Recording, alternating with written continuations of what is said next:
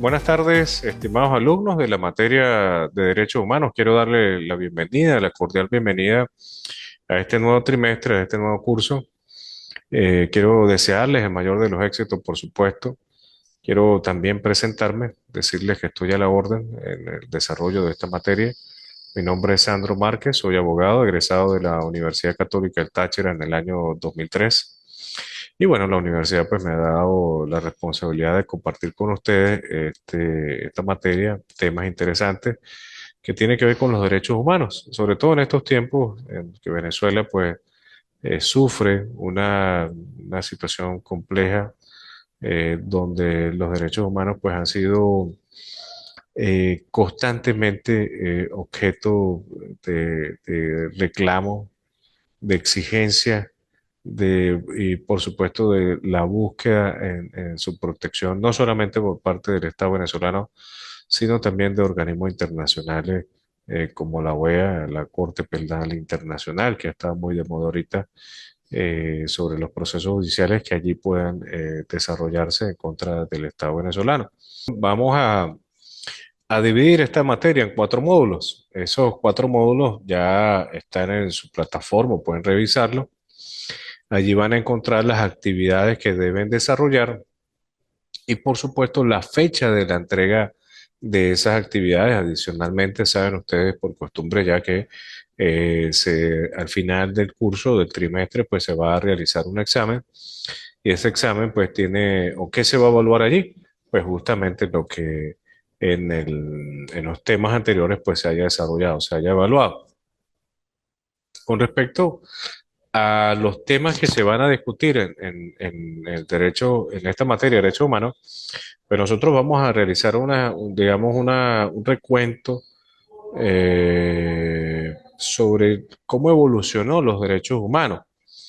El tema de los dispositivos, el reconocimiento más bien de estas prerrogativas que corresponden, por supuesto, única y exclusivamente a la raza humana. ¿Cómo fue ese proceso de desarrollo, de evolución, de conquista a lo que conocemos hoy día como los derechos humanos? Desde el cilindro de Ciro, de hace más de 5.000 años, reconocido como la primera forma, digamos, o la primera estructura allí escrita, donde comenzaron a reconocer ciertos derechos fundamentales propios de la raza humana. Por supuesto, a medida que la sociedad fue evolucionando, a medida que la sociedad pues, fue desarrollándose, comenzó a aparecer nuevas formas y nuevas, eh, digamos, prerrogativas que el ser humano consideró necesario proteger. Evidentemente, no es sino hasta el siglo pasado, luego de que se viven dos grandes conflictos armados en la humanidad, la Primera Guerra Mundial en los años 1917 y la Segunda Guerra Mundial en los años 1943, 1944, cuando se inician estos conflictos armados.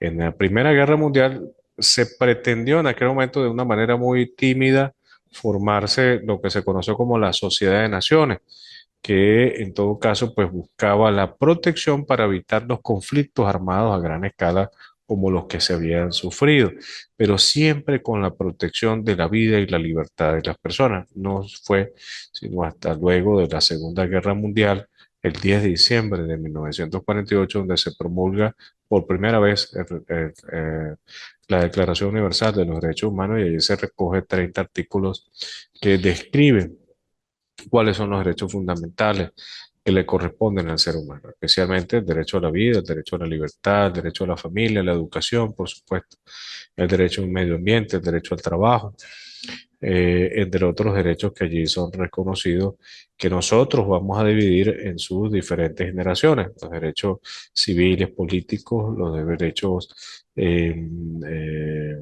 salud también, de primera, segunda, tercera, cuarta e inclusive de quinta generación, cuando actualmente como un derecho fundamental se reconoce el acceso al Internet como una forma de fortalecer los niveles de educación de nuestros jóvenes y por supuesto ya de las personas adultas y también pues de los niños.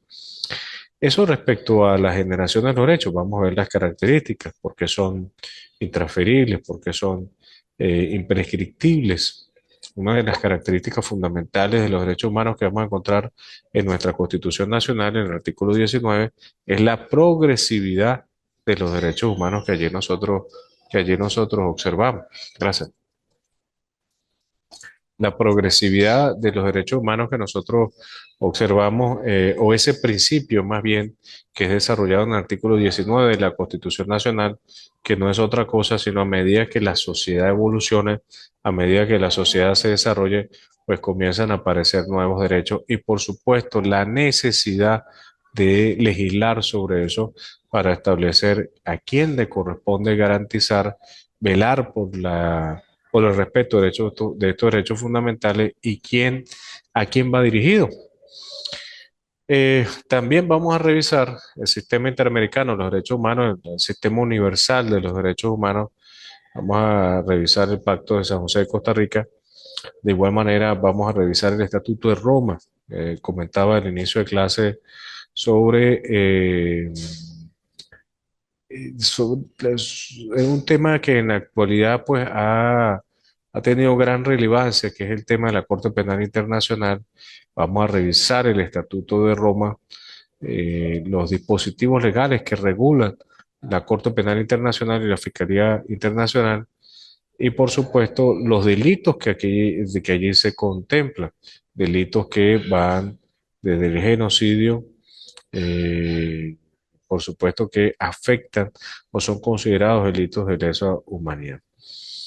Otra de las cosas que vamos a revisar en esta materia es sobre los derechos fundamentales en la Constitución Nacional de 1999. Puedo adelantarles, muchachos, que vamos a revisar, por ejemplo, el artículo 23 de nuestra Constitución Nacional, desarrollando parte de los dispositivos legales que allí se encuentran.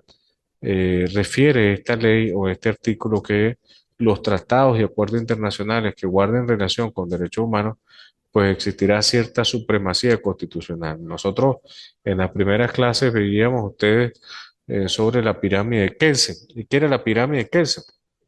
Kelsen, un jurista de origen eh, europeo, eh, refería a que en su estructura piramidal, la Constitución Nacional, pues era la norma suprema y todas las demás normas, el ordenamiento jurídico, pues estaba sometido, subordinado. Les comentaba hace un momento sobre la pirámide de Kelsen. Allí, en su forma piramidal, establecía en la cúspide de la pirámide de Kelsen la Constitución Nacional como la forma o la estructura más importante desde el punto de vista de los ordenamientos jurídicos en un Estado. Pero si nosotros revisamos la Constitución Nacional en ese artículo 23 que refería hace un momento, encontramos que los tratados y acuerdos internacionales, cuando se trata sobre derechos humanos relacionados con los tratados y acuerdos internacionales que refieran a los derechos fundamentales, pues tienen primacía constitucional. No significa, muchachos, que estén por encima de la Constitución Nacional. Tienen la misma igualdad desde el punto de vista de la jerarquización, porque si nosotros, perdón, si revisamos el artículo 7 de la Constitución Nacional, allí encontramos que la Constitución es la norma suprema del país. Perdón, esto es básicamente, muchachos, a grosso modo allí lo que vamos a nosotros discutir sobre la materia de derechos humanos. Como les dije, en la plataforma ustedes van a encontrar allí las actividades, van a encontrar también la fecha en que deben entregar esas actividades y adicionalmente pues tendrán el correo y mi número de teléfono para que puedan comunicarse con mi persona en el caso de que puedan tener alguna duda. Que tengan una feliz tarde.